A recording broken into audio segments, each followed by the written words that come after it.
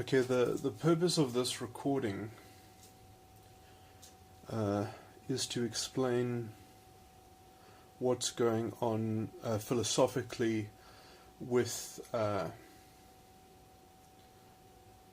going to broadly the moral protagonism of social justice, and in even its most academic and intellectual and sophisticated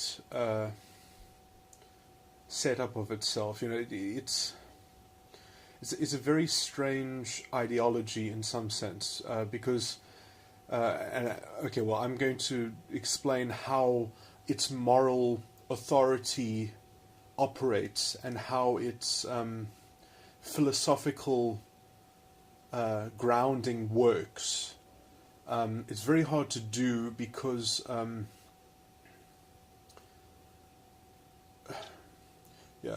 because they make very sophisticated distinctions and nuances, you know, in their journey of conceiving of progress in the world and such like that. And I'm trying to I want to show that how that whole sector of philosophy operates, because, you know, that they have different academics in different fields. You know, that they're the ones that are legally minded, and they are the ones that are, you know, just into the gender stuff or whatever. But the moralism works philosophically the same way, and it is a very thin moralism. You know, usually the language that they use and how they set it up, it's like already an argument, and you have to already be embroiled in the argument, you know, and so generally they want people on the defensive. They want to set up the question that needs to be answered or something like that. They need to frame the narrative and the discussion. And so this is why they have this, you know, central point about, you know, this general philosophical stuff about having to control the narrative, and, you know, it's only equal if they get to control it. And that's kind of the postmodernist element, which Jordan Peterson, that's how he labels it. But I'm going to it's very hard to talk to these people directly, because I would say that philosophically they are kind of incompetent on a very general level, because you're kind of abducted by this moral theory and how it operates. But I'm just going to go into how it works in terms of the perception of reality and the perception of the world and how it actually operates. So what it is in fact doing is it sets up its own form of privilege. In fact, the whole narrative is based on a kind of a philosophically conflated, it's somewhat hidden, you know, but if you kind of aggregate what is happening, what they are in fact doing is setting up privilege. They don't call it privilege, they just call it the truth, I guess, or they think of it as just, you know, well, this is the starting point, this is what we're protecting, this is what we are securing. And what they are in fact securing is what I would call a time privilege, where they are privileging the people who live in the present over every other consideration. So it's like, we are alive here and now, so we must protect these vested interests in the living here and now.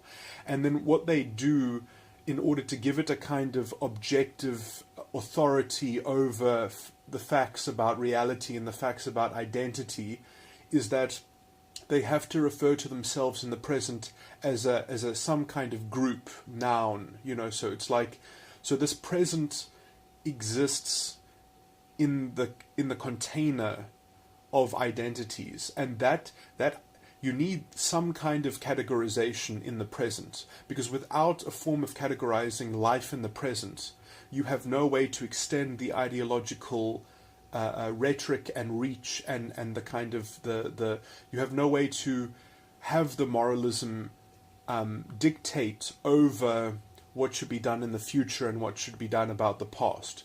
So the concept of identity and the concept of categorizing the present allows them to use this present time privilege and to inflict or to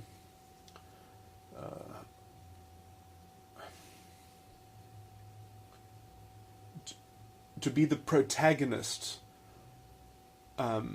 for those entities, those group entities that people belong to, which therefore has the reach to contend with issues that relate to the future and the past, and because these group identities have a conceptual, because they're an abstract categorization, they are in fact timeless. So they need to use categories that are in effect timeless, so that they can have this present time privilege that can exert its brute force, let's just say, on whatever issues, on any issue. That in this has its kind of totalitarian nature, that no, progress can only be defined by contending things based on looking at people between this categorization system. And they need the categorization system, because otherwise they have no way of planning for the future or contending with the past. That they would be so like, in some sense I would say there's no on some level there's no problem with privileging the present. But when you privilege the present through the filter of group categorization, which then means that this privilege over the present gets to, let's say, morally judge with some kind of moral authority the past, which is, so the past no longer becomes an amoral thing, it becomes moralized, but the only way to moralize it is through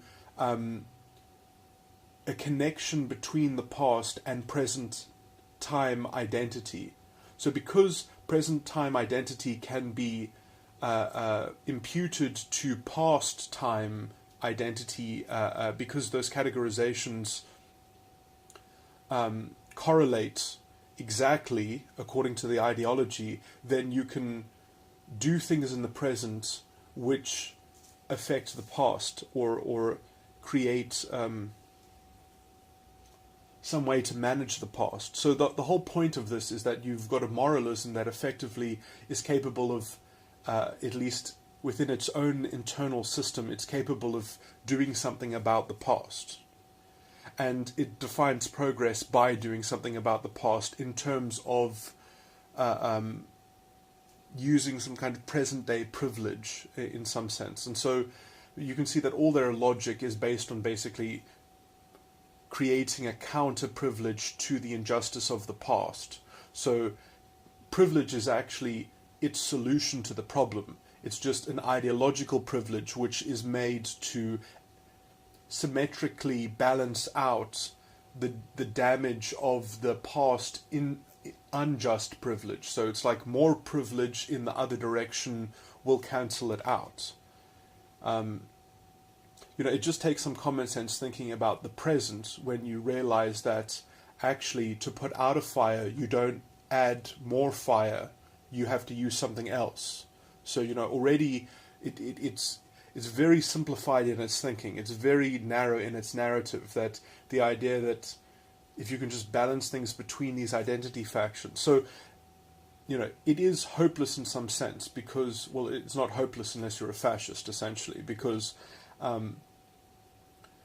this form of thinking is fascist philosophy, it is fascist moralism, it is the separate but equal mantra, it is the if only influence between cultures didn't impinge each other, so that we didn't have these ugly mixed facts. This is the fascist mentality, that the past is the narrative of purity being destroyed by mixed facts of different cultures influencing one another, and it is very disgusting. In terms of creating this kind of this group categorization, essentially becomes a kind of dogmatic epistemological essentialism, which that becomes channeled and breathed by the individual. They walk around and they call themselves enlightened because they use their bodies to feel the energy of the people around them, that all symbolically means something to their historical integrity. That's the spirit of fascism. These people are preaching this kind of very disgusting ideology. And it's all bullshit, because that form of moralism, fixing the world according to that moralism, it destroys the rule of law, it destroys non-racialist integrity, it destroys non-sexual integrity. You can't have integrity in some kind of generic sense. It has to be according to this historical rebalancing act. And so it ends up manufacturing a kind of toxic anti-non-racialism is required, because you're going to have to use double standards to fix the problem according to the SJW mindset. And so the more you use double standards, the more you have to justify using double standards, and you can only justify that by saying, no, everyone is distinct and separate in some kind of historical compartmentalization, and somehow more compartmentalization asymmetrical to the past, that we just need a double standard in the other direction kind of thing. It's a useless fucking ideology. I mean, it's so reactionary on so many different levels. It ends up generating the toxic problems that it complains about. So it becomes more and more the solution to its own thinking, and the more and more it tries to implement its moralism from the top down. So you end up having to create these increasingly controlled systems where you can have the authority mediate between private individuals to enforce the double standards, which are justified because of history. And the more double standards you apply, obviously the worse outcomes you get, and the worse sort of you can do it so much as you control the outcome so constrictively, but it just makes the whole thing lose any kind of proper integrity. So there's no integrity in the system. You have to use the ideological integrity to justify it. You have to say, yes, I'm a beneficiary of some double standard, but it's justified because the history was so evil, and everyone that naturally will generate some kind of resentment because of this situation,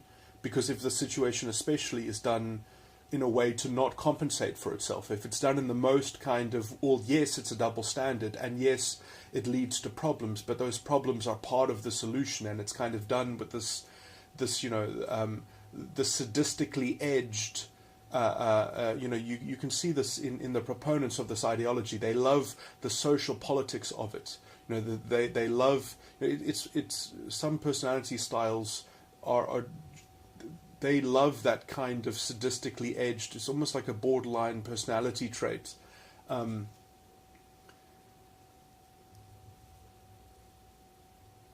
Kind of taking justice as a representative for their group, and therefore getting to live under the banner and the rhetoric and the propaganda for their group, and that they're helping their group by essentially destabilizing non-racialist values. And so, the more they damage non-racialist values, in some sense, the faster they're getting their progress, because the more damage they get to do to the other side to compensate for the past. And then if they feel hard done by, then you can remind them, no, but it's because of the past, so you have to take it. You have to subdue yourself to this ideological truth. And if you complain that it's racist, then we'll call you racist, and we'll say that you're committing hate speech by not endorsing the ideological solution, which requires everyone to be just a token of some kind of historical thing. So it forces people into tokenism, and then it forces people to generate a toxic anti-non-racialist identity politics to be the antidote for the practical fuck up that it creates, because it just generates more and more outrageous, it's like the politicizing of things that should not be politicized. The labor market should not be politicized in this way, should not be racially politicized. It's disgusting, it's incredibly divisive. But not only is it divisive, it's damaging to integrity as a concept. And so the idea that integrity needs to be completely displaced by this ideological version of integrity means that you end up having to have a political class that will protect that ideology, that will be the moral authority, the brute force, the kind of the Führer, the savior of the system to enforce this orthodoxy into your society. And so you end up having to generate this political establishment which loses its backbone and just ends up infantilizing everything. And there's no more secular politics anymore. There's no more responsibility of the electorate. It's just which leader can we trust to offer the moral authority to underwrite the ideological orthodoxy which is generated from this disgusting fascist ideology. And I mean, I still can't believe that no one has made parallels between the radical social justice ideology, or just what's generally called social justice, even though it misquotes things disgustingly in the South African context, at least, because when the Constitution uses the phrase social justice, it is being used by this current fascist ideology to literally mean the opposite of social justice. So they say we are implementing social justice as they deny it to people, as they implement greater double standards, which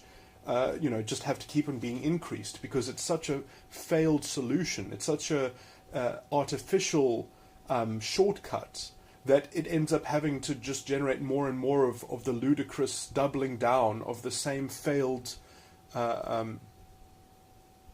destabilization of non-racialist integrity.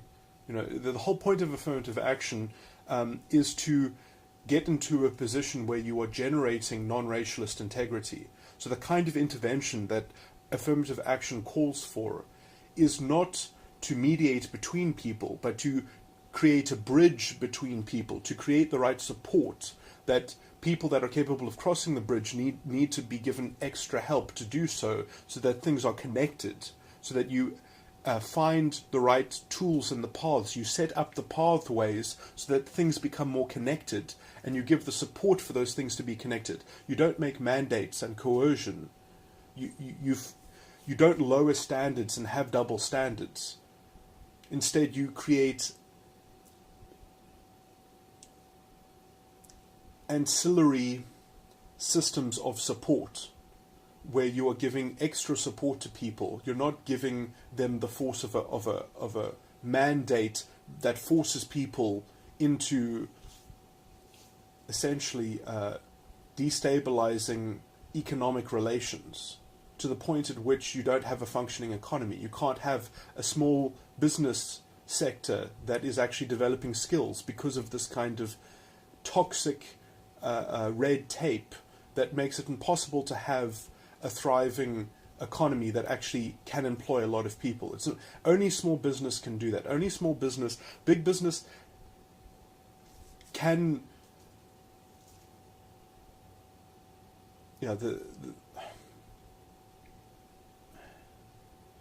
what big business can do is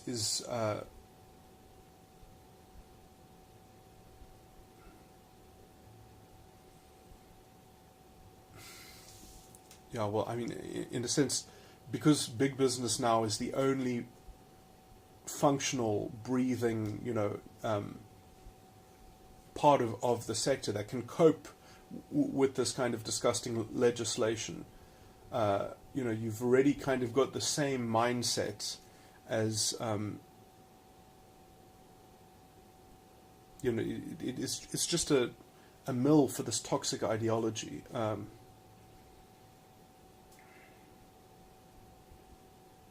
Because big business being as bureaucratic as it is, and being able to cope with this rate, but it's just I didn't finish the point about big business, but it's not really pertinent too much. But it forces everything to be big business in some sense. It forces everything to follow that model, and that model is so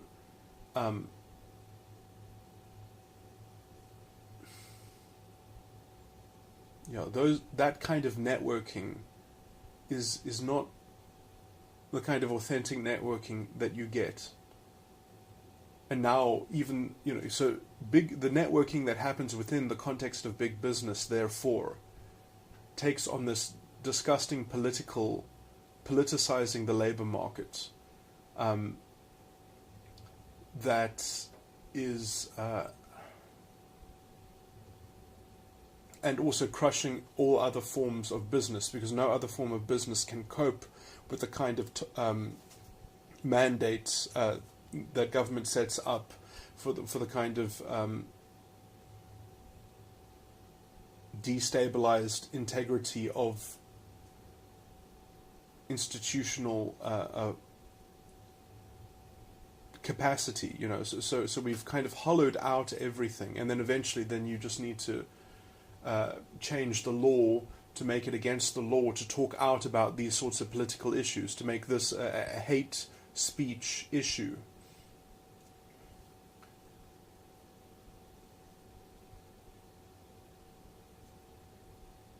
Because when you're attacking the ideology that is protecting the identity, and then it all leads to eventually needing essentially a tyrannical, legal, positivistic system that will enforce a kind of political orthodoxy around this. It just, and effectively, even effectively culturally, South Africa is already probably the same. I mean, even before Hitler took over, the schools were teaching Aryan studies like crazy. It was not only at the universities; it was at schools.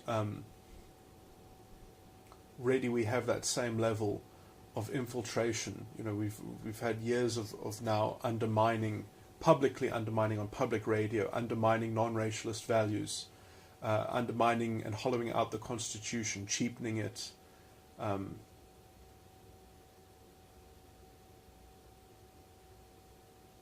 Reframing it, talking about it by these, fascist personalities, testing the waters for pushing their limits.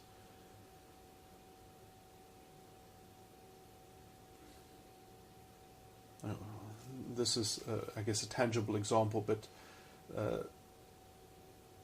these points are... The South African case is really the best case to consider, because it is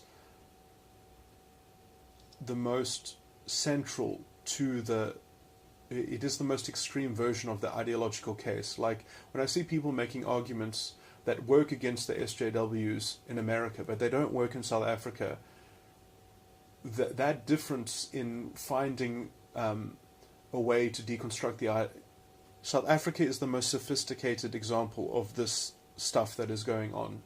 If you can't deconstruct it in the South African context, you haven't got a broad enough schema that knows how to deconstruct and knows all the tricks that are being played, and you're just going to, perhaps you can find a way, because it does, unless you can attack it at its core, at its heart, unless you can know what it's doing at you're just going to fall victim into playing into its own game, because that's what it does, is it forces everyone to employ itself in the same kind of moralism, in the same kind of demagoguery, the same kind of hysterical mass hysteria over social justice, in some sense, that you are a member of something, and then already you've effectively undermined an open society. Already you've undermined the capacity of a political establishment or any kind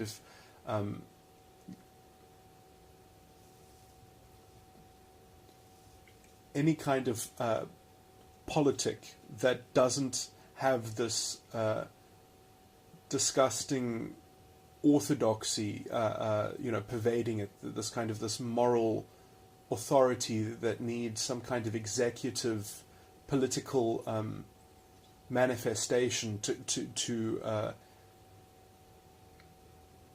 it ends up corrupting everything. It ends up corrupting science and such, and Everything gets bent towards it so that it can work legally, and it works very hard in its legal manufacturing and there's no integrity left for the individual in the system. You end up having to adopt some kind of group project in some sense, a group identity, and the only way that you can be an individual is if you get into the position where you're in such a pristine, historically cleansed situation that then your individuality can re-emerge. That's the promise that this ideology gives, is that no, we just need to go through this project, and at the end of it we'll be able to get some extra breathing room to see our individuality again, because we'll have reset the clock. Also, that's the thing that they keep on putting into the future, that we're just moving to reset the clock. As soon as we've reset the clock between these different identity factions, then it's like a new world at that point, But it's not even true, and even if they believe that, what ends up happening is the people with power have such absolute power at that point, because they are given the power to control history, to change history, to fix history, and to treat people as the pawns of history. And so already you end up, as a byproduct, manufacturing a legal system that is so rigged against the rule of law in a substantial way. It has so much legal positivism in it that it is just poisonous, and it leaves behind a culture and a legal system that breeds a culture which is effectively only capable of generating more and more Napoleonic figures that will be the moral executive. It hollows out the private sphere of having any kind of independent capacity. It also destroys the concept of masculinity and masculine energy as an independent thing, that masculinity becomes this thing that is collectively owned by the moral orthodoxy, and that every masculine thing in the society must be subject to some kind of prime orthodoxy. So you get this thing that no, we just need to have one strong state that enforces its morality in some sense, and that everything is being mediated from the top down. Everything must be concentrated and centralized. When there's no truth between two people, there's no truth in engaging people. It's all, well, I'm going to call on the authority of the state to fix my problems for me because you're not treating my identity with the right amount of X, Y, Z. You're not compensating for the history properly. So you always get to invoke this interventionism, this moral authority, which the system must provide from the top down. And so it just hollows out this sense of independence. There's no independent means to do anything anymore. It removes that, and it makes it impossible for people to build that capacity toward that. It just effectively infantilizes them. It says, no, the electorate has no accountability. Forget democracy. Your job in democracy is to vote for the right tyrant, to enforce everything and make it right. And then, and to keep on voting yes, I guess. It's like what they're doing in Venezuela.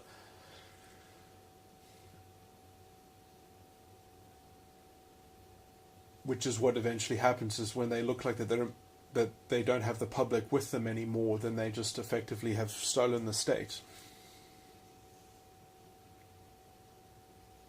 So that they can just keep their intelligentsia, within their believing,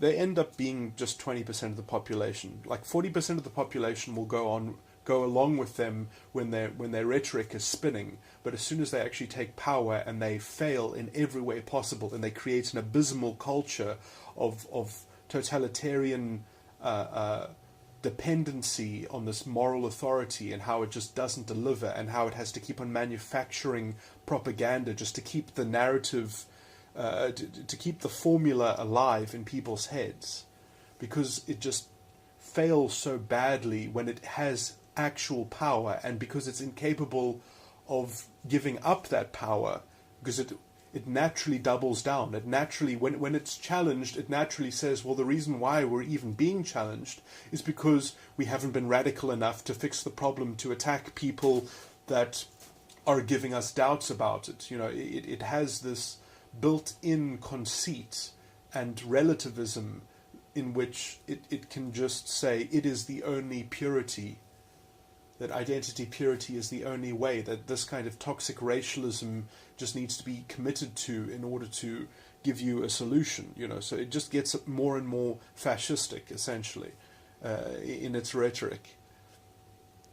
It gets more and more racialistic. Racialism is the only solution, is kind of what it's saying.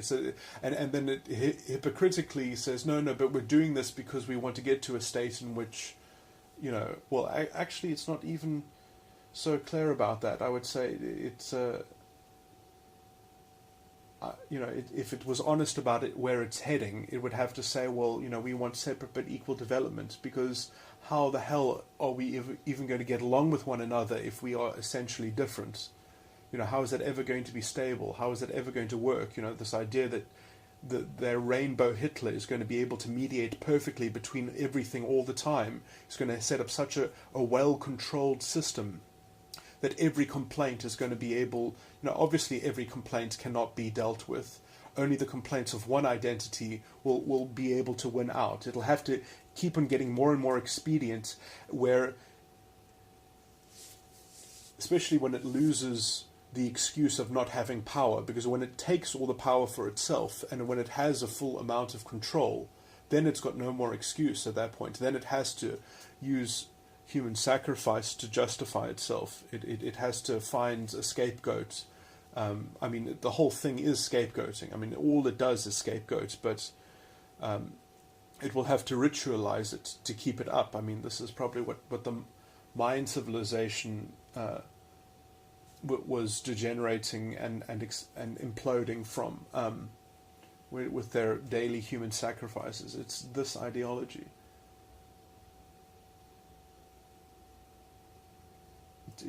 This is what happens when people with these personalities take control of your culture, with these fascistic social politics. There are some people who love social manipulation. They can only get by having some kind of group manipulation narrative where they have been wronged, and as a group they have been wronged, and they need other people in their in-group to do what they say against this interloper, this other force that is attacking them from the outside. And they use that narrative to get away with not having... because they're effectively, they can't socialize very well unless they are telling people what to do, unless they're marshalling them under their banner of some kind of latest drama. They always are manufacturing stories. And, this is just happening as a political entity, as a group, essentially. It's exactly what happens in a borderline case, just as instead of the borderline you have your identity faction. And that gives people a tremendous project to go and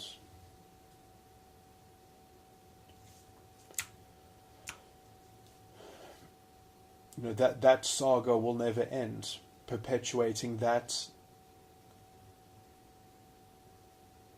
psychological machine and keeping it operative, and they've got the fascist personalities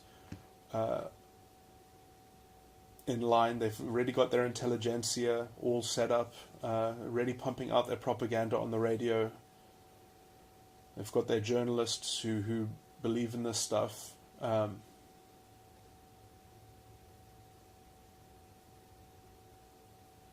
Forcing questions to politicians and framing politicians so that the only thing that a politician is allowed to do is stand up for some kind of identity faction and be judged by how much moral paternalism they're offering to the system to carry the weight of this ideological interventionism that must be the heart and the brain of the whole society.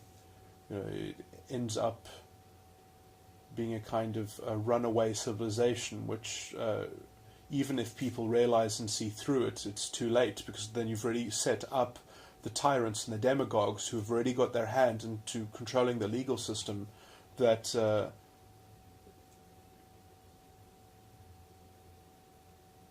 you'll just be, if you have some doubts that that the moralism of the ideology isn't being carried out, you'll be purged. Now, this is why there were so many gays who believed in the Nazi cause so much, and why they even protected for a long time, because they were so instrumental for so long, and why then they were eventually betrayed from within. They were protected from the higher ups, and then eventually, well, they needed more human sacrifice. They needed to reinvent the conspiracy against their people, because it's incapable of taking accountability for bad results. You have to keep on saying, no, we can only gain progress against the enemy identity. We have to blame the enemy identity for everything. And so you have to reinvent how the history infiltration is taking away from purity and the effectiveness.